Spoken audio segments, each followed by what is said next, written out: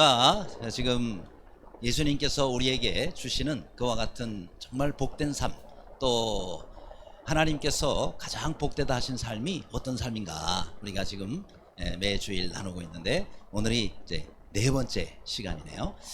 우리 오늘날 살고 있는, 특별히 이제 우리나라 사람들을 보면 요즘에 뭘 먹을 걸 못 먹어 가지고 배가 고프고 줄이고 목마른 사람이 거의 없을 정도로 우리나라는 사실 많은 그런 풍족한 은혜 가운데 살고 있습니다. 이제 보릿고개 요즘은 들어보기 어렵죠. 그게 뭔 소린데 이렇게 생각하는 사람도 많이 있습니다. 그만큼 옛날에 비해서 지금은 사실 이제 우리가 뭘 가능하면 적게 먹고 덜 먹느냐 이거 연구하죠. 어떻게 하면 많이 먹을까 생각하는 거 지금은 그렇지는 않은 것 같아요. 그런데 사실 다른 나라는 아직도 먹을 게 없어서 굶고 이런 사람도 많다 그러죠. 그러니까 우리가 사실 잘 먹는 것도 은혜고, 또 우리가 풍성하게 많이 먹는 것도 사실은 은혜인데, 그런데 줄이고 목마르다 이거 사실 좋은 표현은 아니잖아요. 그렇죠? 없으니까 줄이고 또 없으니까 우리가 목마르고 못 먹는 것인데, 그런데 사실은 성경에서 줄이고 목마른 자가 복이 있다라고 하시는 말씀이 있는 거예요. 그렇죠? 사실은 줄이고 목마른 거 그거 벗어나려고 우리가 애를 써서 일하고 수고하고 그리고 또 일하는 거 아니겠습니까? 그렇죠? 그런데 우리가 줄이고 목마른 것이 사실은 불행이고 복이 아닌데, 성경에서는 줄이고 목마른 자가 복이 있다라고 그렇게 말씀하시는 부분이 있는데, 바로 오늘의 이 본문의 말씀입니다. 그러면 뭐에 줄이고 목마른 자가 복이 있다 그랬어요? 의에 줄이고 목마른 자가 복이, 이게 중요한 거예요. 뭐에 줄이고 목마르냐 이게 참 중요한 것인데, 바로 의에 줄이고 목마른 자가 복이 있다. 그러면은 우리가 정말 복 있는 삶을 살려면은 의에 줄이고 목마른 자의 삶을 살아야 되는 거겠죠. 그렇죠?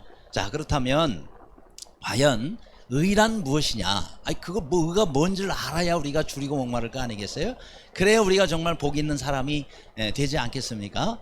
그러면 의가 도대체 무엇이냐를 아는 것이 참 중요합니다. 이게 좀 어려운 단어이기도 해요. 얼른 그냥 쉽게 입에서 의란 이런 것이다라고 말하기가 좀 어려운 용어이기는 합니다. 그래서 좀 정리하려고 하는데, 자, 여기에 보니까 영어로 righteousness라고 되어 있는데, 여러분 설교 노트에는 RIGHT하고 이자가 빠져 있어요. 그걸 넣어주시기를 바랍니다. RIGHTEOUSNS 이렇게 되어 있습니다. 몰라도 돼요. 그런데 이 의라는 단어를 우리가 알려면은요, 의하고 좀 비슷하거나 의가 아닌 거를 알면은 우리가 의를 보다 더 쉽게 이해하는 데 도움이 됩니다. 그게 뭐냐? 바로 정의라는 단어입니다. 정의라는 단어 많이 들어보죠? 예를 들어서 정의사회 구현 그러게 하기도 하고, 정의롭게 살다가 간 사람 이렇게 정의라는 말을 많이 쓰는데, 사실 정의라는 말과 오늘 성경에서 말씀하고 의는 좀 다릅니다. 어떻게 다르냐? 일단 정의와 의는 좀 다른데, 영어로도 다르죠? 영어로는 이제 정의가 justice라는 말을 쓰고, 또 의는 righteousness, 혹은 또 의를 다른 곳에서는 공의라고 얘기도 해요. 하나님의 공의 얘기하죠. 하나님의 공의라고 얘기할 때 바로 이 righteousness를 써요. 그런데 이 정의라는 단어와는 사실은 비슷한 것 같은데 전혀 다릅니다. 뭐가 다르냐? 우선 이 정의를 놓고 보면은요, 이거는 사회적으로 보통 통용되는 그런 의를 말할 때 우리가 정의라고 그럽니다. 그래서 사전적인 한번 정의를 볼까요? 사전. 여기 보면은 정의란 뭐냐? 사회나 공동체를 위한 옳고 바른 도리, 이렇게 사전에서는 정의를 하고 있습니다. 좀 어렵죠? 이게 또 옳고 바른 도리, 이건 또 뭐지? 이렇게 생각하면 돼. 이제 법 질서가 있잖아요. 우리 사회는 다 법이 있잖아요. 그 법을 공평하고 바르게 시행하는 그런 것을 여러분 정의라고 생각하시면 좋겠습니다. 그래도 또 이게 쉽지가 않아요. 그래서 의와 한번 비교해 보면, 정의는 사람 사이에 이루어지는 의를 말합니다. 근데 의는요, 하나님의 수준으로 이루어지는 의를 말하는 거예요. 그러니까 정의라는 것은 땅의 수준이고, 그 다음에 의는 하나님의 수준이에요. 그죠? 그러니까 정의는 바로 우리 사람 차원에서 이루어지는 것이고, 이루어지는 의고, 그 다음에 의라는 것은 하나님 차원, 영원한 하늘과 하나님 차원에서 이루어지는 그런 의를 말하는 것이다. 그러니까 땅과 하늘 차이죠, 사실. 그러니까 이 땅의 정의는요, 이거는 오염이 될 수가 있어요. 뭐 정의로운 사회를 만든다 그래도요, 다 거기에 사람의 여러 가지 부족한 점이 들어가기 때문에, 그래서 막 정의 사회를 외치고 정의를 만든다고 해도요, 항상 거기에는 사람의 욕심과 또 기타 다른 여러 가지 죄악된 요소들이 거기에 들어가게 돼 있어요. 그러니까 이제 정의는 이 땅에 있는 정의는 완벽하지 못하다. 완벽하지 못하다. 다 거기 다른 게 끼어 있을 수가 있습니다. 그러나 이제 여기서 성경에서 말씀하고 있는 의는요, 이거는 하나님의 의를 말하는 것이기 때문에 그야말로 거기에는 다른 불이나 이런 것들이 들어가지 못합니다. 그러니까 이 의는 어떻게 보면 가장 완벽한 의 중의 의다 라고 생각하시면 되는 겁니다. 그러니까 정의는 사람의 수준이고 의는 하나님의 수준이다, 이렇게 생각하시면 좋겠습니다. 그러면 일단 이 의라는 것은 단어 뜻을 놓고 본다면은요, 죄가 하나도 없는 상태, 이것을 보통 의라 그럽니다. 그래서 그 다음 화면을 보여주면, 여러분, 의라는 것은 온갖 종류의 죄로부터 벗어나려는 욕구, 이것을 의라 그럽니다. 그러니까 의롭게 살려고 한다, 라는 것은 뭐냐면은 죄를 짓지 아니하고, 죄를 짓지 않은 죄로부터 떠나면서, 그러면서 하나님의 뜻을 이루려고 강하게 마음 먹고 사는 그런 욕구, 이것을 바로 의라고 말할 수가 있겠습니다. 그러니까 이 의는 뭐하고 관계가 많으냐면 죄와 관계가 많아요. 그러니까 죄와 철저히 구별하고, 그리고 죄가 하나도 없는 상태, 이런 상태가 뭐다? 바로 의다라는 거예요. 그렇죠? 그러니까 여러분, 의라고 생각하면은 먼저 죄를 먼저 생각하시면 돼. 그래서 죄와 반대되는 거.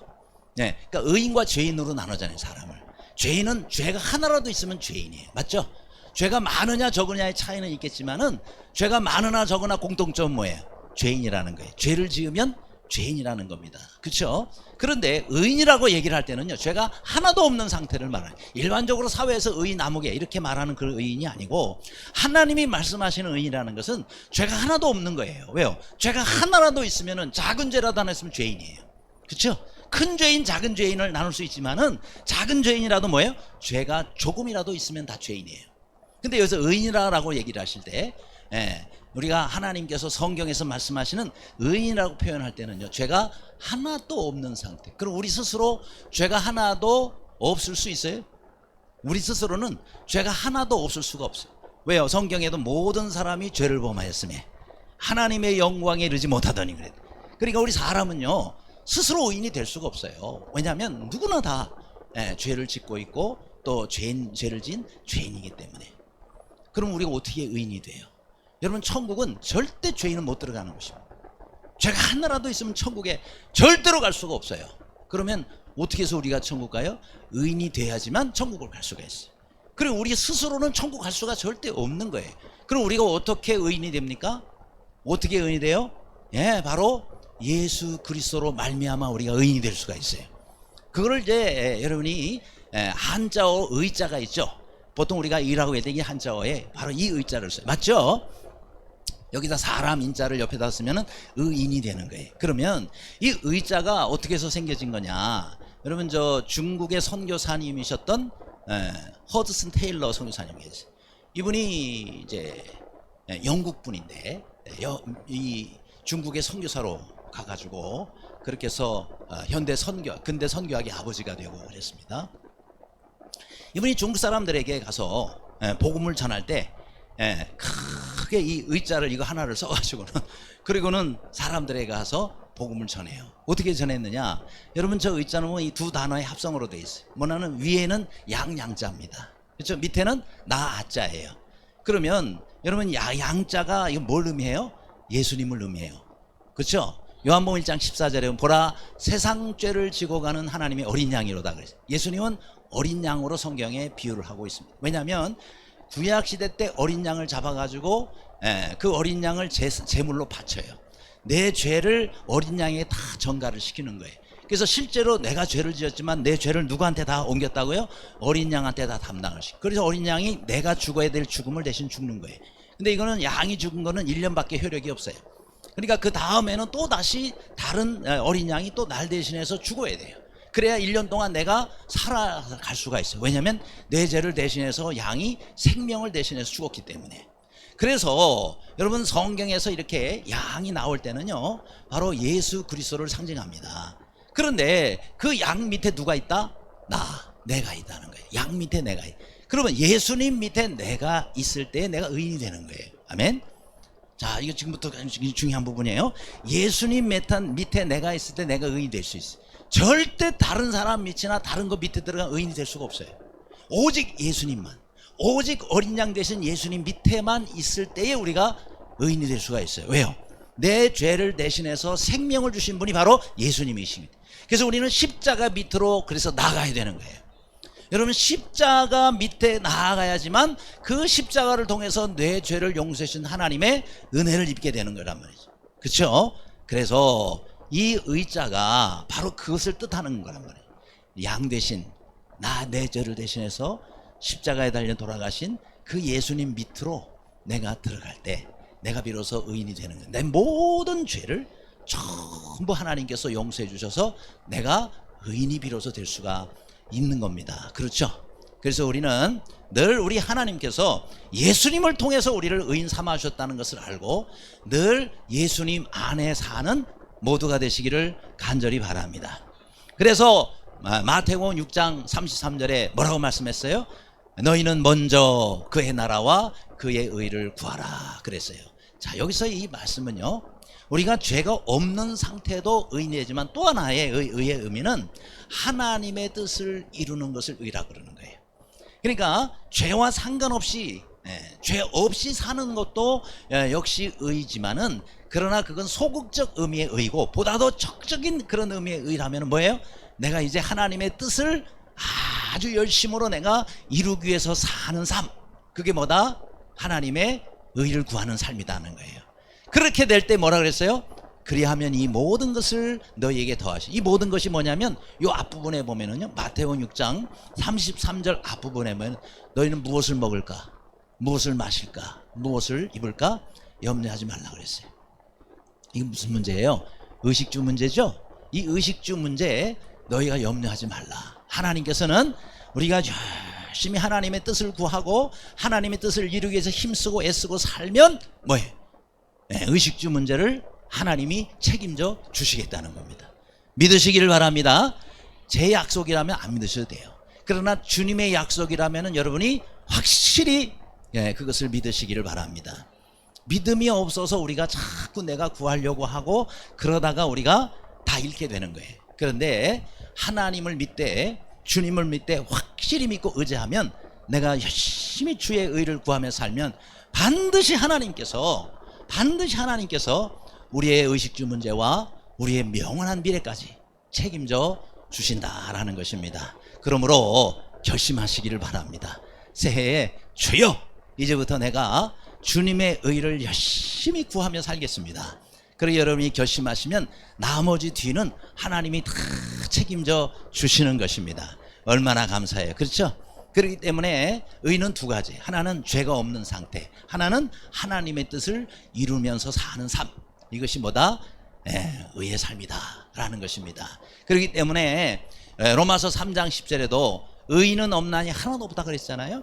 그러니까 우리가 내 스스로 의롭게 될 수 없다는 사실을 우리가 알고 내가 의인이 되려는 그런 삶을 포기하시며 이제 우리의 남은 삶을 전적으로 주님을 의지하며 살자라는 거예요. 그래서 그걸 의의 배라고 해요. 저는 예수님을 의의 배라고 생각합니다. 예수님을 의의 배래요. 여러분 우리가 현재 바다를 건너가려면은요 배를 안 타고는 갈 수가 없어요. 그렇죠?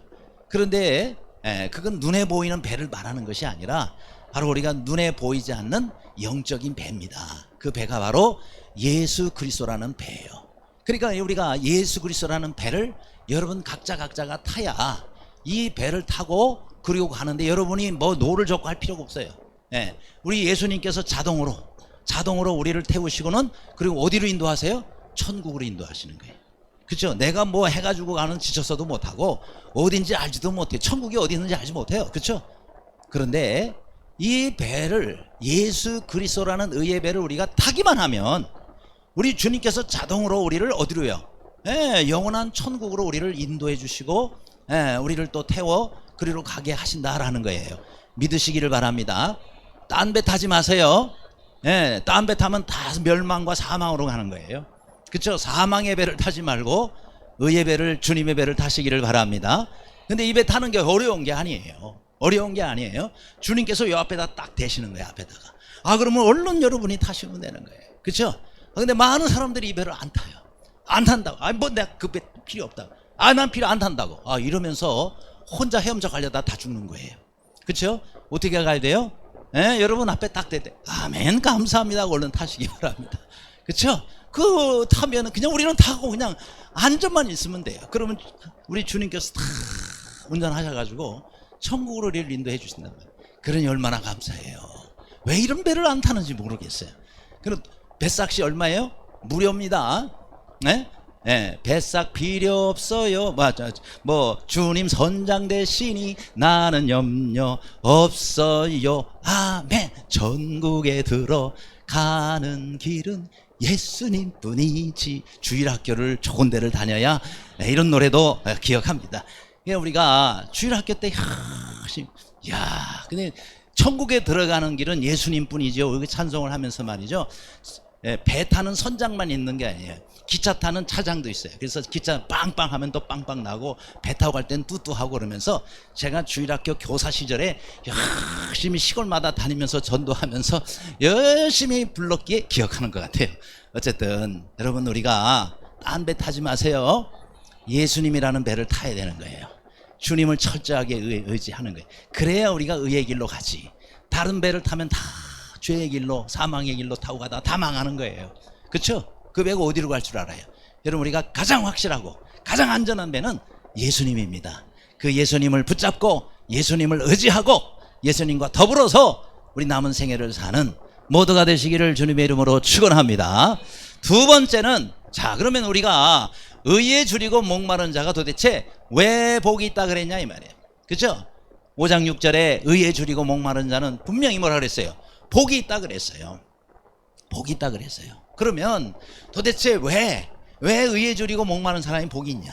이게 참 중요하지 않겠습니까? 그렇죠? 여러분, 수많은 사람들이 요즘 복을 찾아다녀요. 그렇죠? 복을 구하고 또 행복을 찾아다니고, 오죽하면 이렇게 영화까지 나왔잖아요. 행복을 찾는 사람들, 그렇죠? 영화까지 나옵니다. 그런데 행복을 찾기가 쉬워요, 어려워요? 어려워요. 우리나라 사람들한테 설문조사를 했는데 내가 행복하다 느끼는 사람이 반이 안 돼요. 지금 과반수 이상의 사람들이 나는 행복하지 못하다라고 생각을 하고 있습니다. 그러면 우리가 행복 찾아다니면 다 행복을 만납니까? 다 행복을 구하면 다 여러분 행복을 얻어요? 내가 찾는다고 얻냐 이 말이에요. 아니에요. 내가 찾는다고 얻는 것이 아니라 여러분, 행복은 아무에게나 그냥 절대 주어지지가 않습니다. 그러면 진정한 행복을 우리가 발견하지 못하는 이유가 뭘까요? 그렇죠?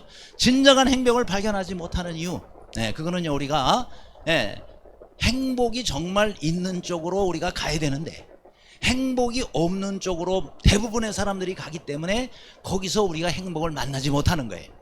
행복한 삶과는 거리가 멀고 또 관계없는 삶을 살게 되는 것이다 라는 것입니다. 이 예를 한 가지 들어볼까요? 어떤 사람이 너무너무 아파가지고 병원에 갔어요. 병원에 갔어요. 그러면 여러분, 좋은 의사가 있고 그렇지 않은 의사가 있겠지만은, 좋은 의사는 어떻게 해요? 그 사람이 예를 들어서 배가 너무너무 아프다. 그러면은 이 사람이 도대체 왜 이렇게 배가 계속 아픈가? 이거를 먼저 생각을 하고, 그리고 여러 가지 의학적, 과학적 그런 검사들을 통해서 내가 지금 계속적으로 배가 아픈 이유를 찾아낼 거 아니겠어요? 그 원인을 찾아가지고 치료를 하겠죠? 그렇게 해서 내 배 아픈 원인을 제거하면은요, 그다음부터는 안 아픈 거예요. 낫는 거예요. 그게 좋은 의사가 하는 일입니다. 그러나 잘못된 의사는요, 고칠 생각은 안 해주고 계속 거기다가 진통제만 그냥 주는 거예요.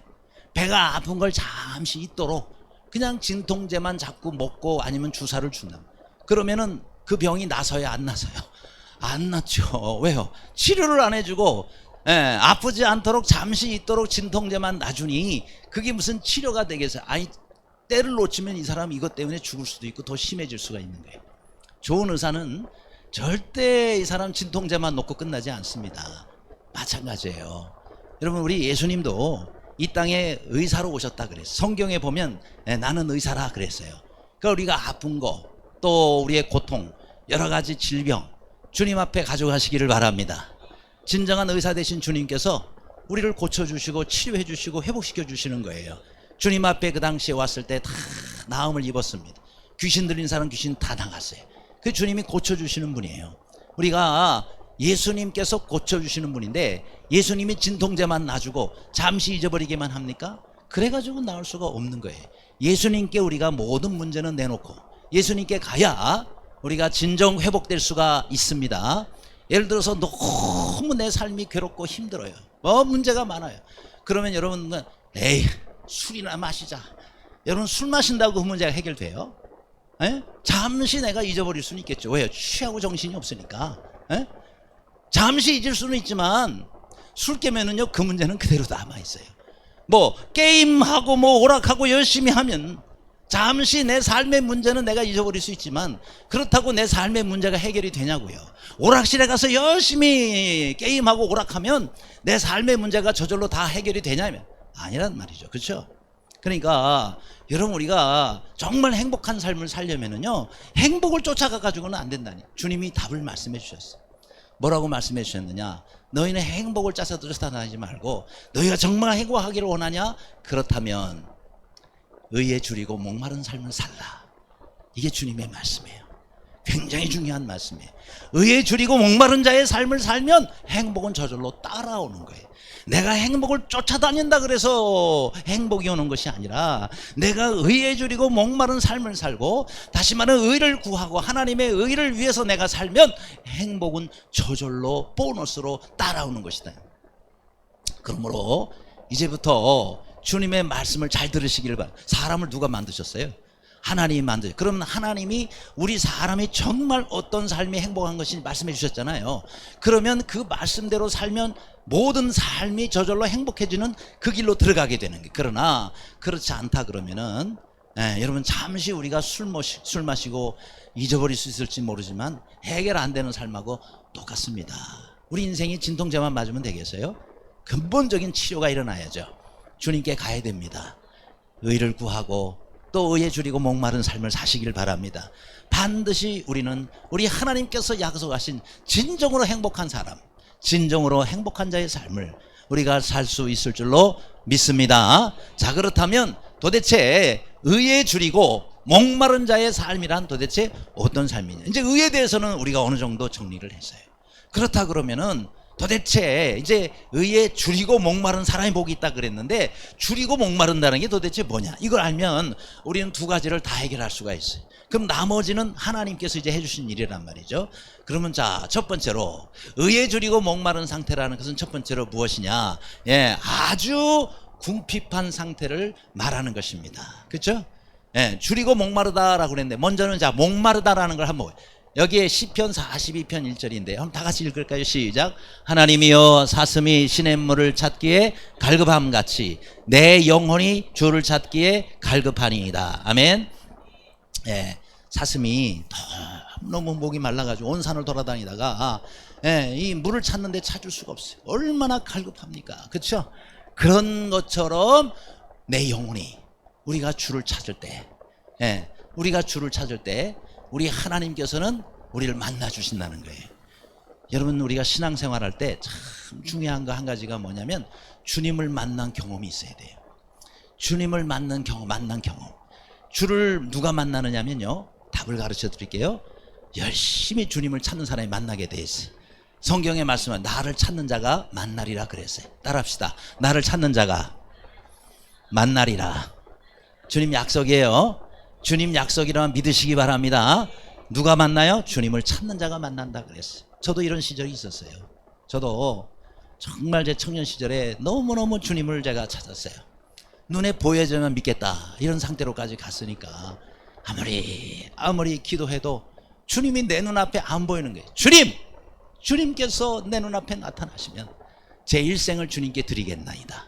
저는 좀 화끈해요. 그래가지고 주여, 정말 주님 제가 만나면 내 일생 도시락 싸들고 다니면서 제가 사람들에게 주님을 전하고 그리고 또 주님을 섬기겠습니다. 이랬어요. 그런데 제가 정해놓은 기간이 있어요. 그 기간 동안 주님 저에게 안 나타나시고 제가 주님을 볼 수가 없다면 저는 도시락 싸들고 다니면서 교회 다니는 사람 교회 못 다니게 하고, 그렇게 제가 그런 삶을 이랬어요. 참 나쁜 사람이죠, 그죠?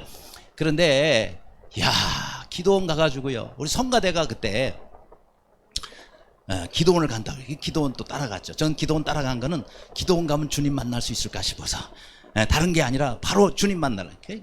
기도원에 가 굴이 있더라. 굴에 들어가가지고 주야 기도했죠. 주야. 제가 기도하는 건 딱 한 가지, 보여주시옵소서. 보여주시옵소서. 얼마나 제가 간절히 기도했는지. 왜냐하면 저 말씀이 제 말씀이었어요. 사슴이 시냇물을 찾기에 갈급한 같이 정말 제가 주님을 찾아다녔거든요. 전에도 얘기했지만 그 기도굴에 들어가가지고 그렇게 그 정도로 기도하면 제가 주님이라면 여기 있다 봐라 이러실 것 같았어요. 그래가지고 그렇게 기도한 다음에 기도 눈 감고 하잖아요. 이 정도 기도하면 나타내실 것 같아. 그리고 눈을 안 계세요 앞에. 혹시 뒤에 말씀하실 뒤에 나타나실 수에 뒤에 계신가? 아이고 안 계시네. 위에 계신가? 아이고 안 계시네. 이렇게 해서 제가 만날 수가 없었어요. 그러다가 제가 성령 체험을 했어요. 눈으로 보는 것보다 더 확실한 주님을 제가 만났어요. 그러니 제가 어떻게 약속 지켜야죠? 그래서 제가 이렇게 설교하고 주님 전하고 하는 이유는 그때 약속 지키는 거예요. 왜요? 주님께서 저를 만나 주셨고, 저의 영원한 미래를 책임져 주셨죠. 그렇죠? 주님 만났기 때문에 저는 제 평생에 아이고 힘들어, 제 입으로요, 주님이라면 지금까지 너무 힘들어 이런 말을 해본 적이 없어요. 또 그런 말을 하는 사람 이해도 안 가고, 아니 그 좋은 주님을 섬기는데, 펄쩍펄쩍 좋으면서 섬기는데, 그 열심히 주님 섬기는데 뭐가 그렇게 힘들다 그래. 그렇잖아요. 그러니까 정말 저는 이렇게 제가 갈급한 상태에서 주님 만났기 때문에, 그래서 저는 주님을 열심히 증거하고 다니는 것입니다. 그렇죠? 그래서 시편 119편 20절 말씀해 보면, 주의 규례를 항상 사모하러 내 마음이 상한다는 거는요, 내 마음이 병을 앓을 정도다. 여러분 상사병이라고 혹시 아세요? 상사병. 너무너무 애인이 보고 싶어. 그래가지고 막 병이 걸릴 정도예요. 그게 상사병 아니겠습니까? 우리가 하나님을 너무 사랑하면요, 하나님께 대한 상사병이 걸려요. 내 마음이 상할 정도로. 그래서 여기 찬송 있죠. 목마른 사슴 시냇물을 찾아. 목마른 사슴 시냇물. 우리 2부 때도 이 찬양을 불렀어요. 그런데 이 찬양을 제가 너무 좋아해가지고 주일날 꼭 2부 예배 때는 성가대 전에, 설교 전에 하는, 3부 때는 우리 성가대가 있죠, 설교 전에. 그래서 제가 이렇게 찬양을 안 하지만 우리 2부 예배는요, 전원을 제가 성가대원으로 임명했어요. 2부 예배만 성가대원으로 임명을 하고, 그리고 찬양을 같이 합니다. 근데 꼭 매월 셋째 주에는 제가 항상 이 찬양을 해요. 근데 오늘이 셋째 주일이에요. 오늘 딱 맞았어요. 그래서 이 찬양을 또 저는 한 달에 한 번만 이 찬양을 2부 예배 때 부르는데, 제 아내가 꼭 2부 예배 와서 저 자리에 앉아 있어요. 그러면서 왜 맨날 저 찬양만 부르냐고 그래요. 제 속도 모르고. 제가 얼마나 좋아하는 찬양인데, 한 달에 한 번 부르는 것도 저는 너무 가끔 부르는 건데 왜 맨날 목마른 사슴만 부르네요.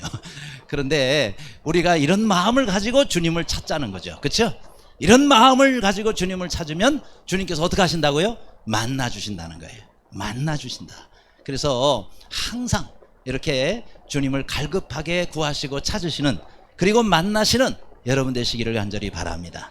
두 번째로 또 줄이고 목마른 상태는 어떤 상태냐? 매우 강하게 갈구하는 상태. 이거는요, 본능적으로 갈구하는 거예요.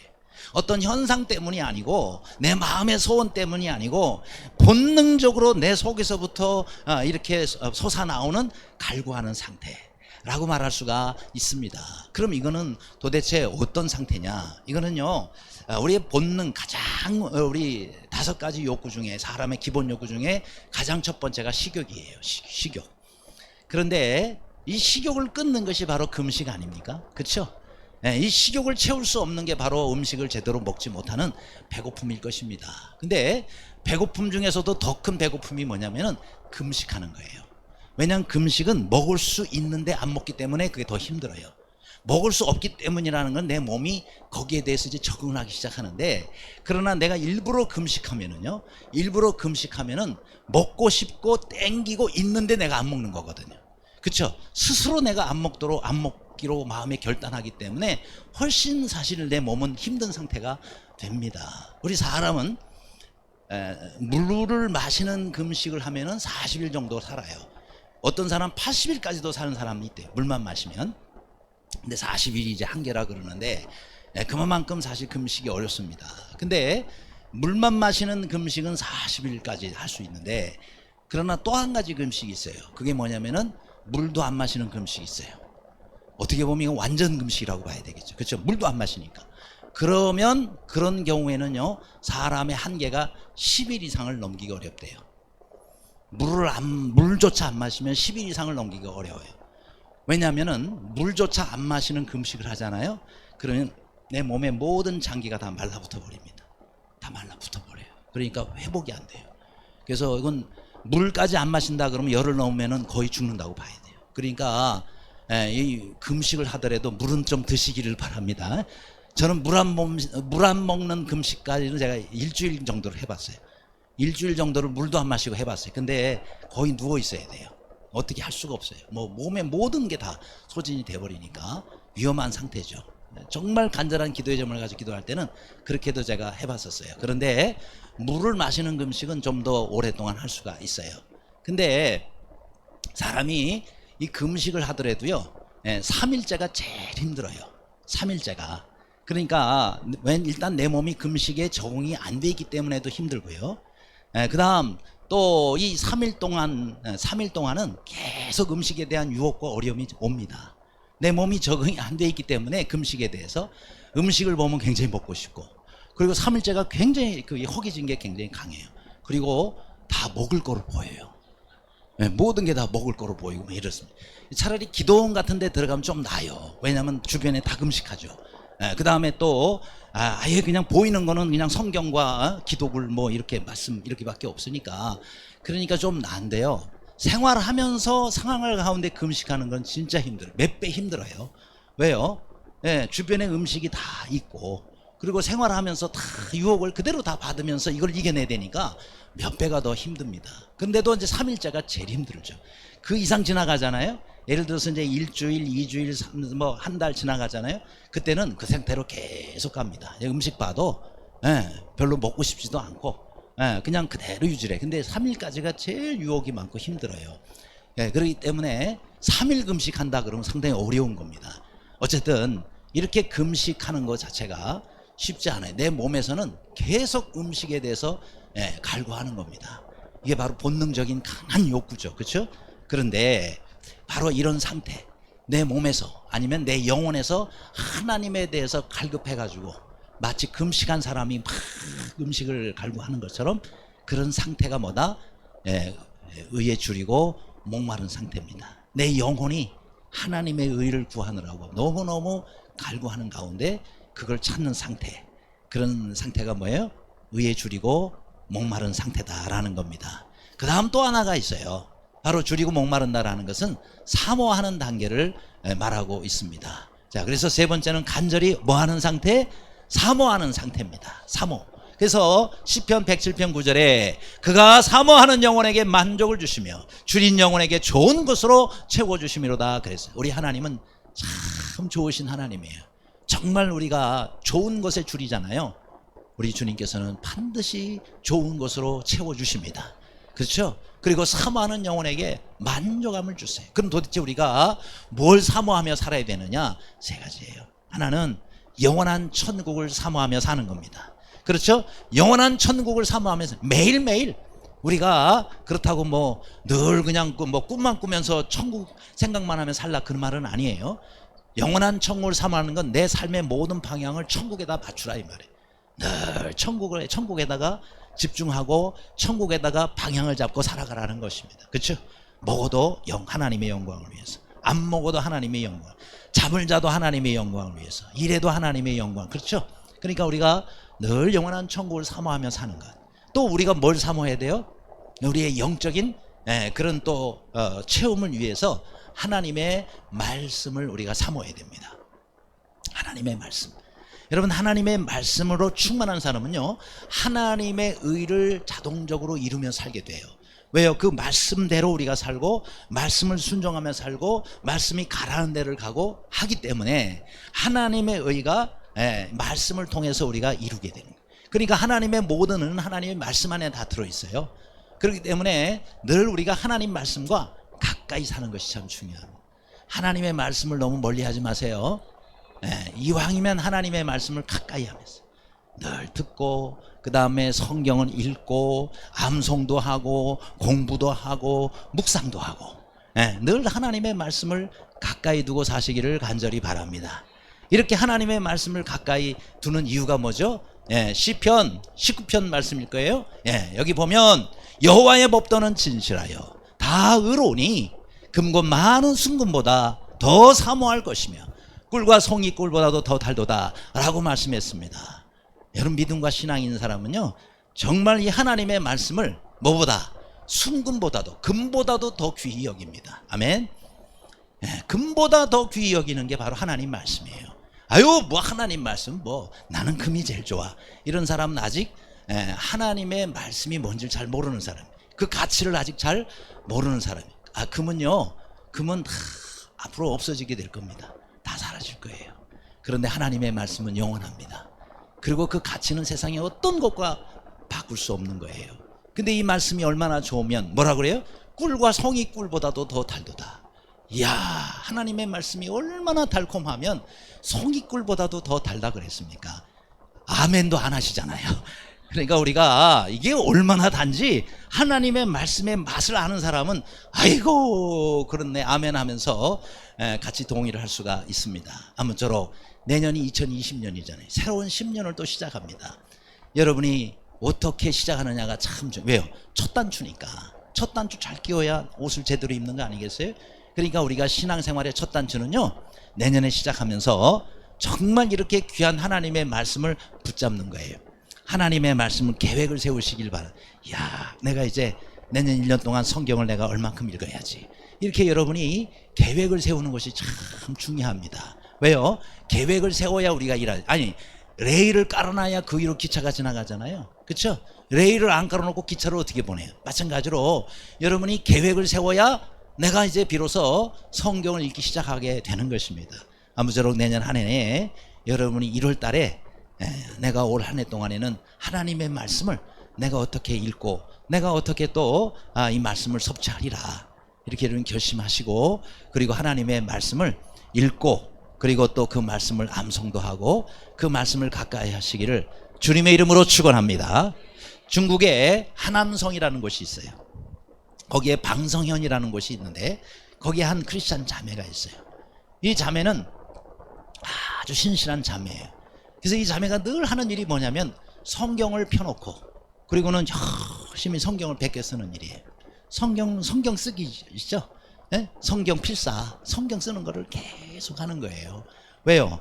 읽고 지나가자니 말씀을 깊이 있게 그렇게 또 받아들이기가 어렵고, 그래서 하나님 말씀 하나를 너무 귀히 여겨서 한자 한자를 자기가 직접 글을 종이에다가 씁니다. 그런데 이렇게 성경을 쓰는데 부모님이 안 믿어요. 부모님이 안 믿으니까 늘 그냥 밤새고 성경 쓰고 이러니까 돈도 안 줘요. 용돈도 안 줘요. 그러니 자매가 너무너무 이제 힘들어지고 궁핍한 상태입니다. 근데 나중에 이제 종이가 떨어졌어요. 성경을 써야 되는데 종이가 떨어졌어요. 종이를 어떻게 구해? 돈도 없지. 그렇다고 뭐 또 돈을 주지도 않죠. 그래서 이 자매가 유일하게 한 가지 할 수 있는 게 뭐냐? 자기 피를 팔았대요. 피를 팔아가지고 그리고 돈 좀 받으면 그걸로 종이를 사가지고 거기다가 계속 또 떨어지면 또 피를 팔아가지고 그리고 또 거기 종이. 그러니 여러분 사람의 피는 생명 아니에요? 그렇죠? 근데 이거를 팔고 종이를 사 성경을 쓴다는 것은 그만큼 하나님의 말씀을 귀히 여기기 때문에 그렇게 해서 이 종이를 사서 성경을 썼다고 그래요. 뿐만 아니라 약혼을 하게 됐대요. 그래서 그 약혼한 남자가 이 자매를 사랑해서 그래서 옷을 한 벌을 사들고 왔더래요. 근데 사들고 오는 딱 그날 그 옷을 받으면서 제가 한 가지 부탁이 있는데 무슨 부탁이냐고 남자가 물어봐요. 이거 다시 물러달라고. 에? 왜 물렀네? 그 문 돈으로 날 주면 내가 그걸로 종이를 사서 성경을 쓰고 싶다고 이러더래요. 잘하는 일은 아니에요. 여러분 뭐 그렇게 하세요라고 하는 거 아니에요. 잘하는 일은 아니지만은 그 마음이 귀하다 이 말이에요. 저는 그 마음이 얼마나 귀합니까? 그렇죠? 그만큼 하나님 말씀을 귀히 여겼다는 거죠. 그렇죠? 여러분도 그렇게 하지는 않을지라도 여러분이 정말 하나님 말씀을 귀히 여기시기를 바랍니다. 귀히 여기는 사람 벌써 성경을 대하는 자세가 다른 겁니다. 그런데 아이언사이드 박사라고 있어요. 미국에. 이분은 자신이 14살 때 자신의 나이가 14살인데 내가 내 나이 수만큼도 아직 성경을 못 읽었네? 여기에 관심을 갖게 됐어요. 14살짜리가 자기 나이 수만큼 성경을 못 읽어야 돼서 내가 참 잘못 살았네 지금까지. 그래가지고 그때부터 성경을 열심히 읽어가지고요 21살 때 자기 나이 수만큼 성경을 읽었답니다. 여기서 21살보다 나이가 적은 사람 한번 손 들어봐요. 그런데 21살 때 성경을 21번을 읽었어요. 또 21번 이상 읽은 사람 성경 한번 손 들어. 많지 않아요. 그렇죠? 그런데 이분이 80세 90세가 넘어 돌아가셨는데 그때에 자기 나이순보다도 훨씬 더 많은 성경을 읽고 이분이 하나님의 부르심을 받았습니다. 그래요. 여러분 우리가 정말 하나님의 말씀을 사랑한다면 이제 우리도 우리 나이수만큼 내가 한번 성경을 읽어봐야지 이런 소원을 가질 수 있지 않겠습니까? 여러분 나이는 제가 다 일일이 모르지만은 여러분은 알고 계실 거 아니에요. 그렇죠? 아무리 정신없어도 내 나이는 알 거 아니에요. 내 나이수만큼 내가 한번 성경을 읽어보리라. 그렇게 여러분이 한번 계획을 세우시고 1년에 한 번만 읽으면 안 되는 거예요. 그렇죠? 1년에 한 번 읽어가지고는요 절대로 여러분 돌아가실 때까지 여러분 나이수 이상을 못 읽게 돼 있어요. 그러면은 1년에 한 번 이상 읽어야 되겠죠. 그죠? 2번 읽을 때도 있고 3번 읽을 때 이렇게 읽으면은 좀 더 당길 수 있는 사람도 있겠고 어쨌든 나중에 내 나이수만큼도 읽을 수가 있겠습니다. 아무쪼록 우리가 하나님 앞에서 이제 새롭게 결심을 하고 하나님의 말씀을 늘 사모하며 그 말씀을 섭취하며 또 주의 의를 이루며 사는 모두가 되시기를 간절히 바랍니다. 또 한 가지 우리가 사모해야 될 게 있죠. 그게 뭐예요? 선한 일을 사모하자라고 그랬습니다. 디모데전서 3장 1절에 미쁘다 이 말이요. 그 사람이 감독의 직분을 얻으려 함은 선한 일을 사모한다 그렇게 말씀했습니다. 그래요. 이번 토요일 날 우리에게 31분이 임직을 받게 됩니다. 직분을 왜 받아요? 직분 받는 이유가 뭐예요? 내가 권사인데 내가 장로인데 이거 하려고 우리가 하는 거 아니에요. 그렇죠? 내가 직분을 받고자 하는 하나님 왜 직분 주시는데요? 하나님의 선한 일을 감당하라고 선한 직분을 주시는 거예요. 그렇죠? 그렇기 때문에 모든 직분자들은 내가 주님을 위해서 선한 일을 마음에 결심해야 되는 겁니다. 그렇죠? 우리 사람을 하나님 왜 만드셨어요? 우리 사람을 하나님이 만드셨잖아요. 모든 물건을 만든 목적이 있어요. 마찬가지로 우리 사람을 만드신 하나님의 목적이 뭐예요? 우리를 선한 일을 하도록 하기 위함이라 그랬어요. 다음 우리 화면을 보여주시면 이렇게 되어 있습니다. 선한 일을 위해서 우리가 지음을 받았다라고 말씀하고 있습니다. 바로 이것은요 에베소서 2장 10절 말씀에도 이렇게 나와 있습니다. 우리는 그가 만드신 바라 그리스도 예수 안에서 선한 일을 위하여 지으심을 받았다라고 말씀하고 있습니다. 그렇죠? 직분자만 선한 일을 해야 할 책임이 있는 것이 아니라 우리 모든 그리스도인들은 하나님께서 우리를 만드신 목적이 바로 그리스도 예수 안에서 선한 일을 위해서 우리가 지음을 받았다.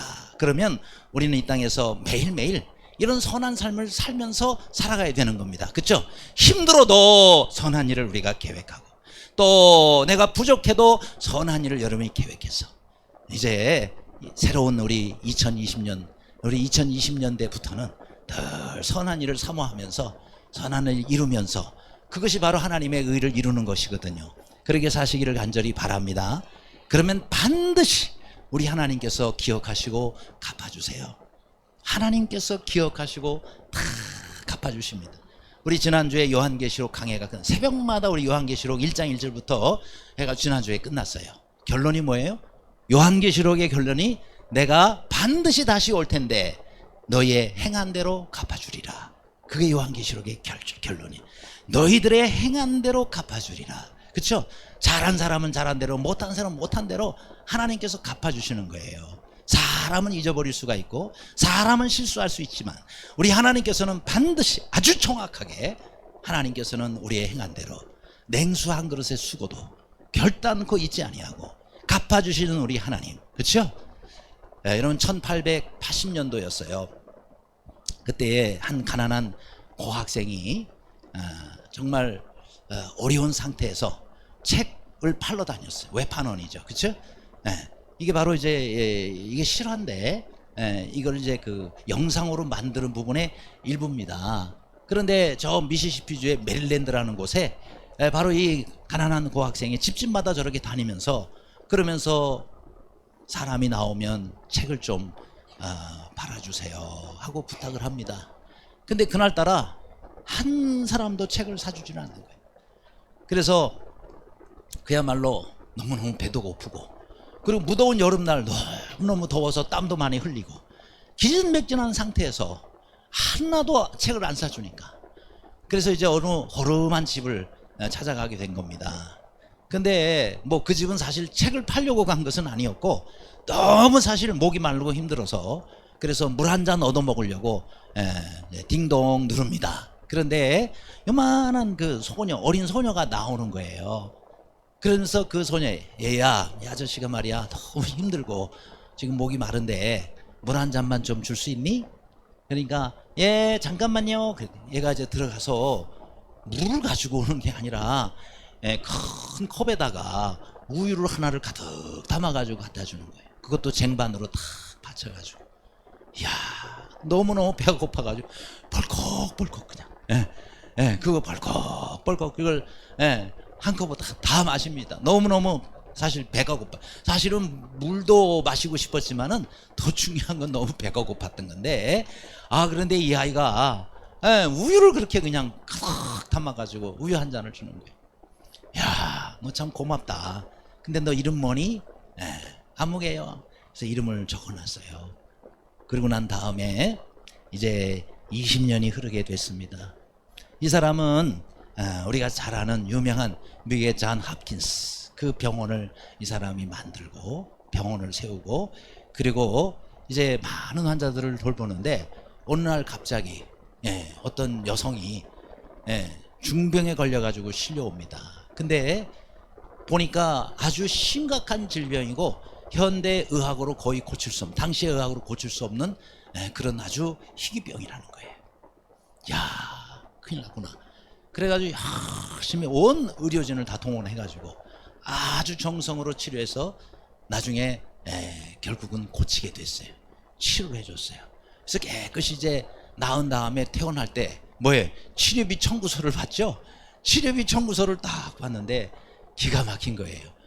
뭐 요즘 돈으로 해도 기가 막힌 막 아무튼 적어도 수천만 원 이상의 치료비가 청구가 된 거예요. 이야, 나는 평생을 갚아도 갚을 수 없는 이걸 어떡하지? 이걸 어떡하지? 이러고 있는데 그 청구서 뒤에 뭐 쪽지가 하나 이렇게 편지로 들어있대요. 이거 뭐지 하고 열어보니까 거기에 이런 아주 짧은 글이 적혀 있었어요. 20년 전에 당신이 내게 베풀어준 우유 한 잔이 치료비입니다. 이래 되더래요. 그러니까 이 여성이 들어왔을 때 이름을 보니까 20년 전에 자기가 메모했던 그 이름 바로 그 주소에 그 소녀가 커가지고 온 거예요. 아파가지고. 그래서 온 정성을 다해서 정말 고쳐주었고 그 치료비로 말하자 그러면 엄청난 비용이 들어갔겠지만은 그때 그 우유 한 잔, 그 우유 한 잔을 기억하고 이 우유 한 잔이 당신의 치료비입니다. 끝났어요. 그죠? 그냥 나가면 되는 거예요. 할렐루야. 바로 여러분 사람도 이렇게 자기가 어려웠을 때 우유 한 잔의 그 친절을 잊지 않고 20년이 지난 다음에도 갚지 않습니까? 하물며 우리 하나님께서 우리가 하나님 앞에 드린 시간, 우리가 하나님 앞에 드린 물질, 내 수고 이런 것들을 여러분 어찌 우리 하나님이 잊으시겠습니까? 하나님은 20년 후에 갚으시는 것이 아니라 앞으로 이제 우리가 주님 앞에 가면 주님께서 이것을 갚아주시지 않겠어요? 그게 언제가 될지 모르겠어요. 그러나 반드시 우리 하나님은 어디다가 다 기록을 해 놓으시고 우리가 주님 앞에 가면 내가 너를 알지 그러면서 반드시 갚아주십니다.